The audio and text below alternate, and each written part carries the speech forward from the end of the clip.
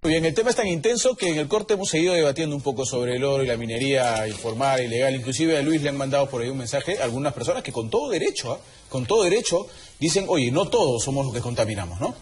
Eso es lo que están informando. No todos contaminan. Y es verdad, pues hay un sector que no contamina, pero todavía es la minoría. Que la gran mayoría es la que produce imágenes como las que les hemos mostrado de la zona de Madrid. Solo para hacerte un comentario, sí, claro, ¿no? Hace un momento decías, ¿qué hacemos? ¿Qué hacemos? Y hay organizaciones que representan a muchos mineros en varias zonas del país. Pero cuando van a la PCM a estas reuniones de diálogo, sienten que los meses. Entonces no hay una voluntad real de tener un diálogo constructivo. Yo me presto para ayudar en estas cosas. Sí, está bien, ¿no? Y además Luis Solé es un hombre experto en este tema de las conciliaciones. Es totalmente factible que él pueda intermediar un poco para buscar el orden en este tema que es tan... Es lo que más necesitamos, ¿eh? Y es lo que más necesitamos, es verdad. Muy bien, señores, vamos a cambiar de tema a otro que también es interesante y sin ninguna duda muy importante. En la Constitución Política de nuestro país, en el artículo 131, se habla del tema de la interpelación. La interpelación se formula por escrito, debe ser presentada por no menos del 15% del número legal de congresistas para su admisión. ¿Por qué empiezo con esto? Porque esto quiere decir que es una norma constitucional. La pregunta que nos hacemos es, ¿se abusa de esta norma para el desequilibrio del Estado o es que no? Están los congresistas en todo su derecho de interpelar a los ministros cuando ellos quieren. Vamos a ver cómo hemos titulado esta parte en el programa.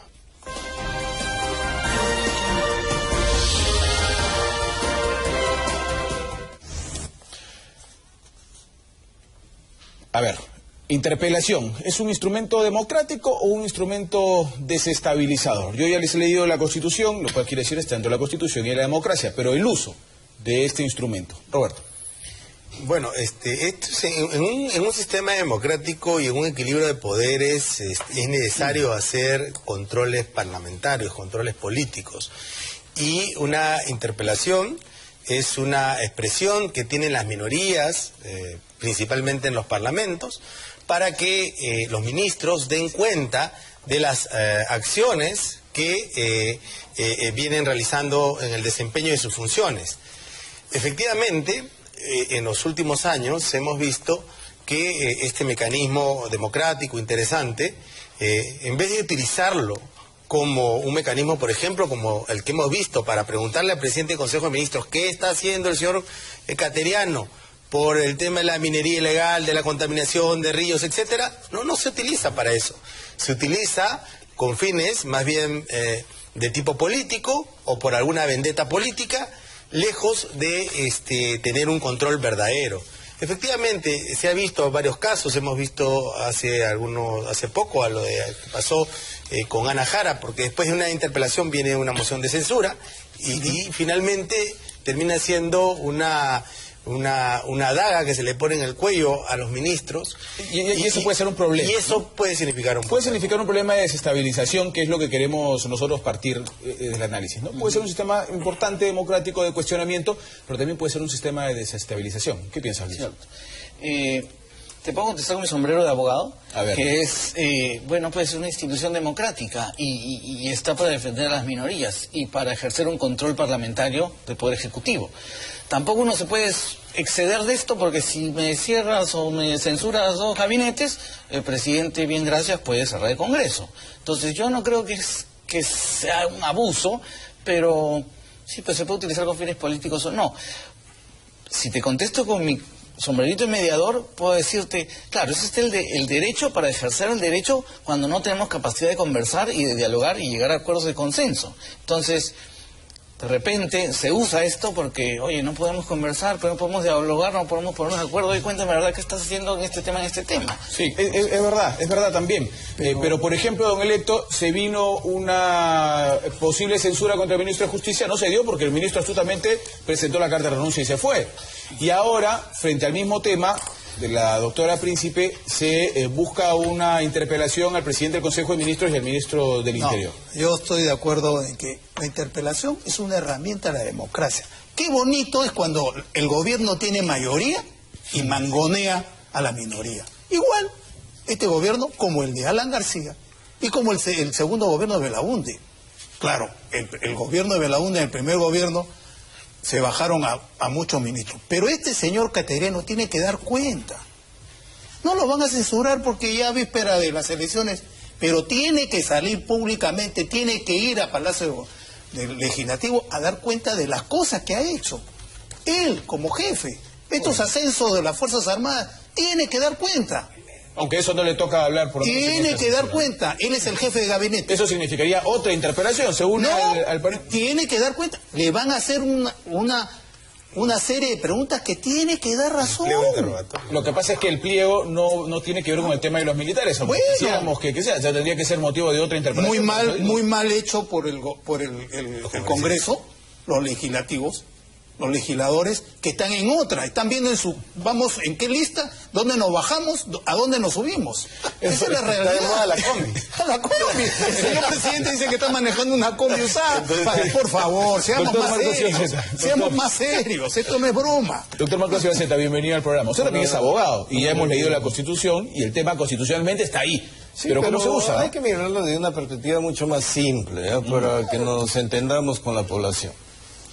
Si yo tengo un administrador y el administrador no me da buenos resultados y estoy invirtiendo mi plata, en cualquier momento llamo a mi administrador para que me dé cuentas y me diga por qué está funcionando mal o por qué no me está cumpliendo las reglas, por qué no está siguiendo los procedimientos para yo tomar una decisión si sirve o no sirve, lo despido o lo mantengo. Así es. Muy bien. La Constitución, ahora vamos, ¿qué dice? ¿Quién administra la hacienda pública? El Ejecutivo. ¿Quiénes son los responsables del buen manejo de la cosa pública? El Ejecutivo, pero en la persona de los ministros, porque el presidente no es responsable. De nada. De nada. Por lo tanto, si en el desarrollo de los planes del Estado y los objetivos de política para el bienestar nacional no están funcionando bien, ¿quiénes son los representantes del pueblo que deben pedirle cuentas? El Congreso. Por lo tanto, la interpelación es una herramienta para decir a nuestros administradores, oye, me estás invirtiendo bien, no me estás dando buenos resultados, me estás cumpliendo las reglas, estás comportándote administrativamente dentro de los parámetros que la ley señala, que nosotros hemos establecido, estás haciendo lo que el derecho en general dice en garantía de los demás o no lo estás haciendo. Por eso te pregunto y explícame. Si no tengo una respuesta satisfactoria, te voto. Muy bien, eso es lo que se hace con la interpelación. Vamos con unas llamadas telefónicas del público. Hola, buenas noches. Señor, buenas noches. Bienvenido. Gracias, muy amable. Muy lindo eso, tratar sobre la interpelación, es muy claro, es un derecho constitucional, es de todos los ciudadanos, ¿no? Pero estamos viendo bien claramente, y usted lo ve con más conocimiento que tiene especialmente el doctor, ¿no?, Cibanceta, que la interpelación ahorita lo están tomando pues como interés político. Usted lo dijo ahorita, a bajarlo, subirlo, cómo enrolarle en la política a su redil o a su curules. Entonces, ¿qué es lo que pasa acá nosotros? Es entretener a la población, entretener al Estado del desarrollo de todos los ministros y todo lo que se puede hacer, o todo lo que se puede preguntar, ¿qué está haciendo en beneficio de las grandes mayorías? Entonces, ¿qué vamos a hacer nosotros? Prácticamente el Estado queda inerte, sin acción, porque todos los días vamos a estar interpelando cada rato, hasta los finales para convocar las elecciones, resulta que hay interpelación. ¿Quién hace eso? El APRA, el fujimorismo. Gracias. A usted, las gracias por su comunicación. Hola, buenas noches. ¿Aló? Aló, buenas noches. Sí, señor, bienvenido. Mire, he estado escuchando el programa. El señor que está adelante, no sé cuál es su nombre, refirió que aquí en el Perú se está fugando demasiada cantidad de oro por la zona de Bolivia. Hay personas de nuestro vecino país, de Chile, que están viniendo a comprar. Se están llevando, señor, toneladas de oro y la inacción del gobierno es espantosa. Mire, lo que hablaba uno de los panelistas es cierto. Antiguamente, el Banco Minero puso en las zonas de mayor producción de oro la compra de todas las zonas de los mineros ilegales. Muy bien. Y ese oro se entraba para el Estado, señor. Eso es lo que tienen que hacer ahora. Muy bien, le agradezco mucho su llamada. Le permitió hacer todo el comentario, pese a que ese fue el tema anterior, porque me parece importante lo que nos ha manifestado.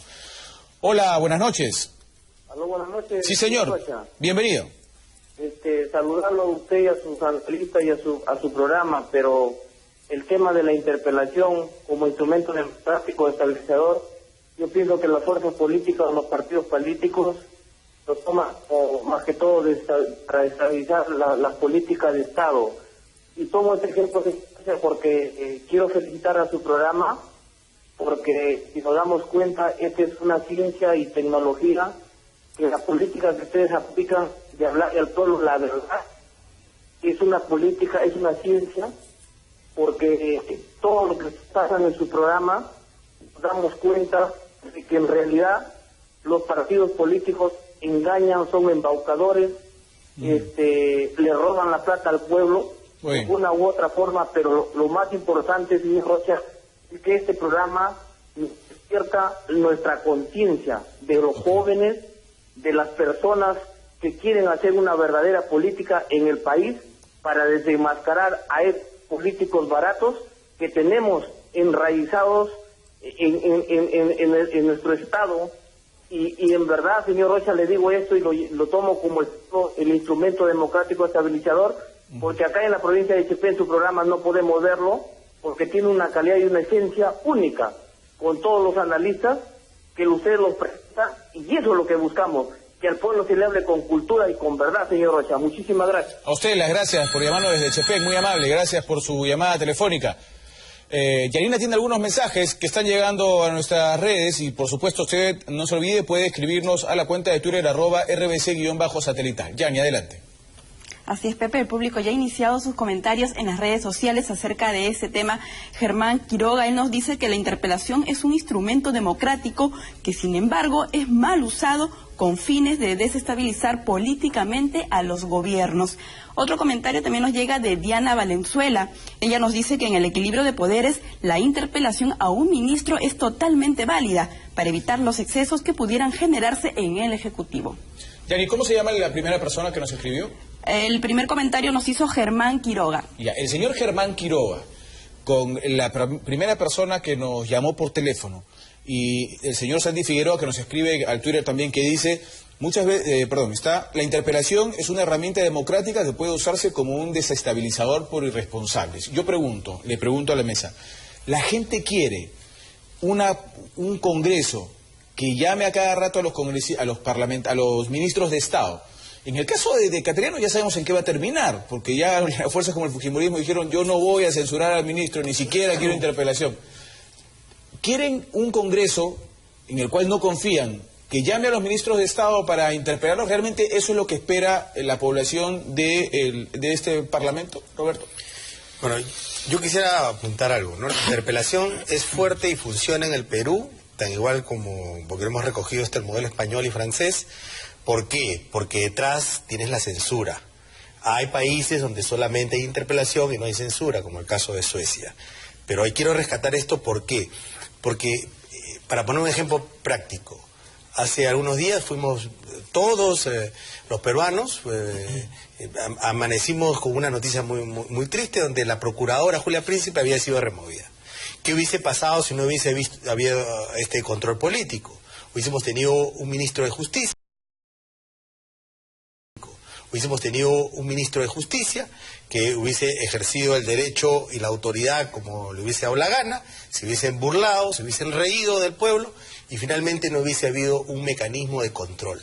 Gracias a una interpelación, porque él sabía y estaba convencido y era seguro que detrás de esa interpelación venía una moción de censura, sabían que se le iba a destituir. Así que sí es importante de todas maneras tener un mecanismo de control político. Roberto, el señor Cateriano, primer ministro, ha ido a pechar al legislativo, ha ido con todos sus ministros dándole apoyo a este señor que sabía que le iban a dar de baja. Y todavía amenazando, porque nosotros no hemos cerrado el Congreso, señor. Nadie quiere que cierren el Congreso, ni quieren censurar al ministro, porque ya estamos en la recta final. El país necesita orden, necesita destrabar todos los proyectos que están trabado por esta tramitología que tiene el país. Por favor, dediquémonos a eso. Pero el señor Cateriano no se puede ir limpio de polvo y paja y decir, bueno, yo voy y no digo nada o digo lo que quiero y punto. O sea que el fujimorismo le está dando luz verde ahora. Pero es que lo que no nos olvidemos que todavía el señor presidente no ha convocado a elecciones. Algo raro, ¿no? Hay algo que están cocinando. Pero yo, regresando a tu pregunta, yo sí creo que es importante que la gente, el pueblo sí quiere que el Congreso interpele. Pero también quiere que el Congreso haga su chamba, pues, ¿no? O sea, saquen las leyes que tengan que salir, pues, si no estén llamando sí, dando vueltas, ¿no? Sí, pues. Ahora, la verdad, doctor Ibacete, es que la gente no cree mucho en el Congreso tampoco, ¿no? Bueno, la gente... Tenemos dos instituciones que no se cree. La gente no cree en nadie. En nadie. ¿Por qué? Porque todos se dicen demócratas, pero cuando han estado en el poder han sido unos arbitrarios, abusivos, prepotentes. Y te voy a poner ejemplo. Primer gobierno de la ONU. El Congreso APRO 1, Unión Oderista. En los 60. Se traían abajo a todos los gabinetes. Estaba interpelando a un gabinete y un ministro de Agricultura estaba hablando y de repente le decían, señor, en este momento, ¿cómo está el kilo de arroz? y el ministro no se acordaba, pues. No, censuraban. Censurado ese ministro, crisis de gabinete. Sí, previo cuando fue Cueto Fernandini, me acuerdo porque yo era estudiante. Profesor de... Cueto Fernandini le corrigió, creo, a Luis Alberto Sánchez.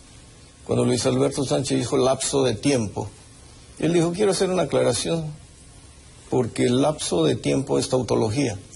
Porque si es un lapso, es de tiempo. Es de tiempo. Y el otro dijo, no, es un tema, una cuestión de semántica. Y al día siguiente la revista Oiga sacaba semántica será tu madre.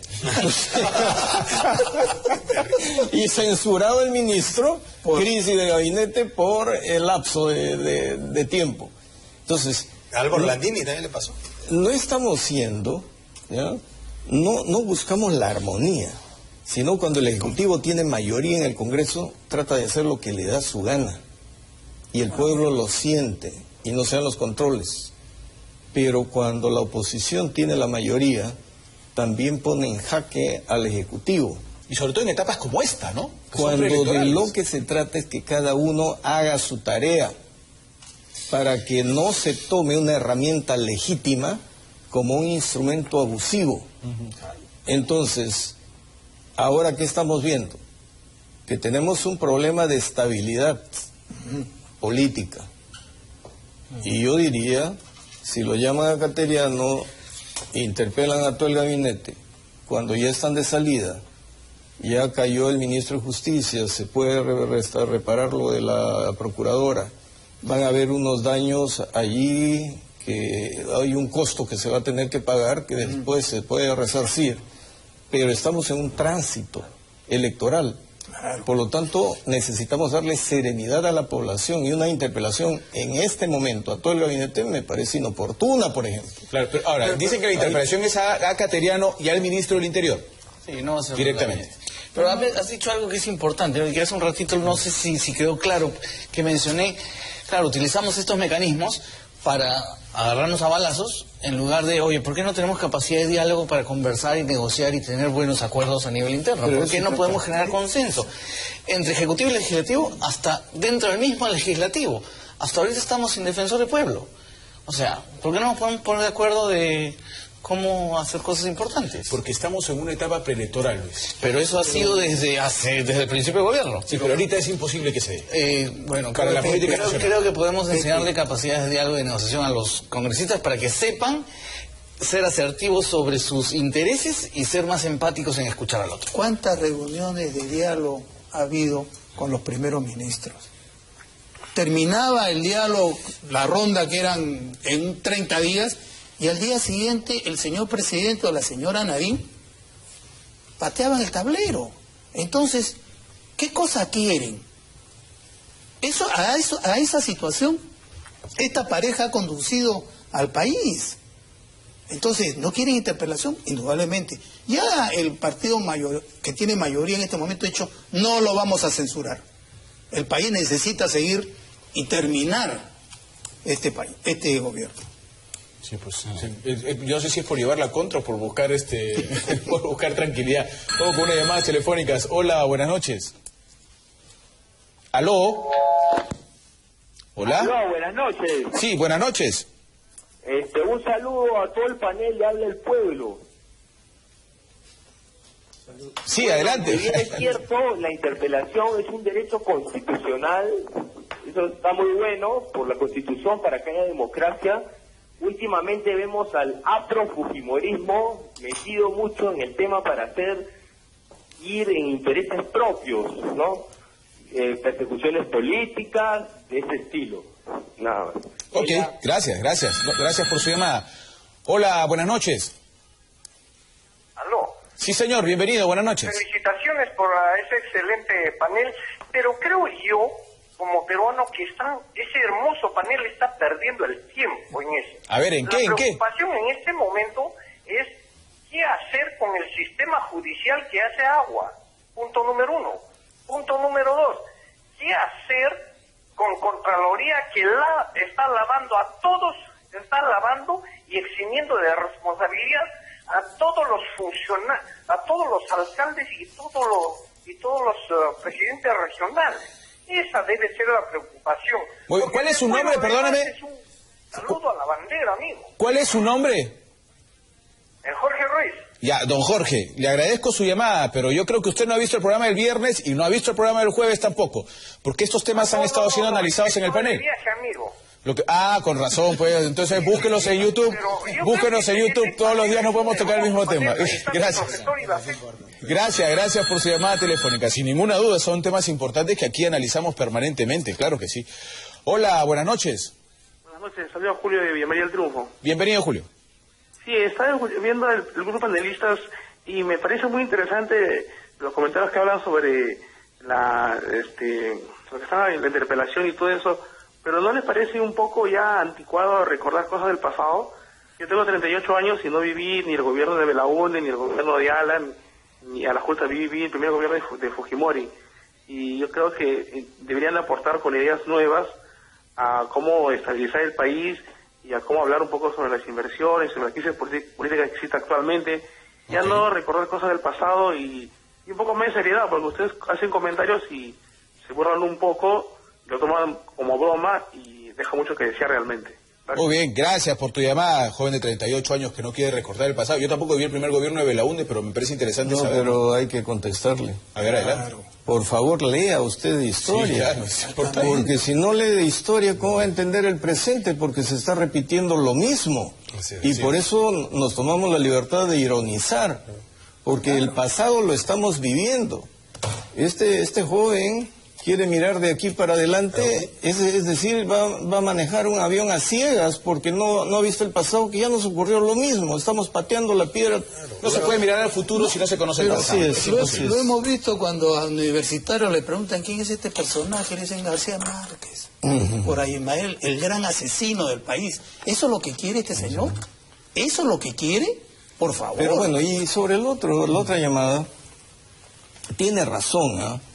Porque hace tiempo que no concentramos un análisis sobre el rol del Consejo Nacional de la Magistratura. Sí, el Consejo Nacional de la Magistratura. Exactamente, porque el Consejo es quien selecciona a los magistrados, quien ratifica a los magistrados, y hemos visto que habían habido nombramientos y después elecciones en la Fiscalía, el Poder Judicial, no camina el Poder Judicial, no camina la Fiscalía. ¿Cuáles son los criterios del Consejo Nacional de la Magistratura? Esos temas no lo hemos tocado y creo que profundidad, porque en realidad el doctor Ibaceta los viernes a las 9 de la noche está en clases, tampoco vio el programa el día viernes. El día viernes hablamos del Consejo Nacional de la Magistratura, hablamos del sistema judicial en el país, pero por supuesto, es que son temas realmente que se pueden tocar desde diferentes ángulos y una y otra vez. Yo estoy completamente de acuerdo. Pero yo creo que estamos en la línea de lo que a la gente le preocupa, y es el tema del control político y es el tema de también el control administrativo que tiene que haber en las distintas instituciones públicas, y creo que vamos hacia ahí. Acá hemos hablado muchas veces de la reforma que tiene que existir en el sistema de control, de la falta de un sistema de lucha anticorrupción, de que existe mucha letra muerta y poca acción y poca operatividad para poder prevenir los actos de corrupción.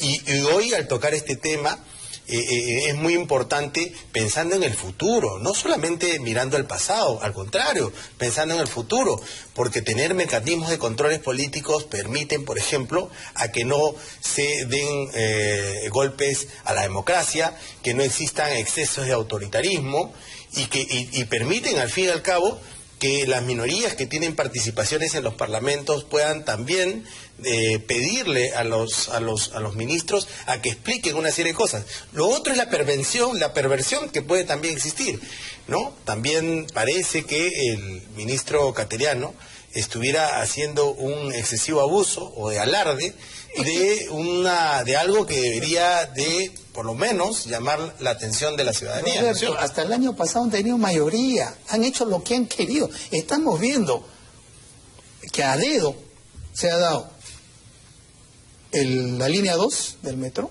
que vale más que la reparación del canal de Panamá.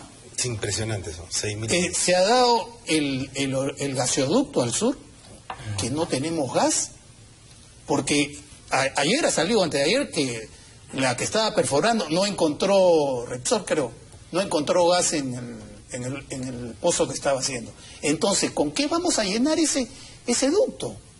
Es importante que llevar gas a todo el Perú, importantísimo, pero a dedo, 7.000 y pico millones de dólares, por favor. Este señor Cateriano tiene que dar cuenta de todo eso, esa invitación. Pero ojo que yo reitero, si hablamos de este tema, por lo menos de esta interpelación, el señor Cateriano no va a dar cuenta de nada de eso. Porque no se le ha preparado. Yo tengo aquí la moción de interpelación. Por eso. Yo tengo las preguntas que le van a hacer al señor Cateriano, las tengo aquí, las he leído, y solamente, por supuesto, sobre el tema de la señora Príncipe, ¿no? ¿Quién va a perder? El legislativo. Sí, porque todo el mundo se va a dar cuenta que es una payasada. Vamos a un corte, señores. Nos corresponde ir a un corte rápidamente. Regresamos con más de este tema aquí en Habla el Pueblo. Y es importante conocer de la historia. Lean.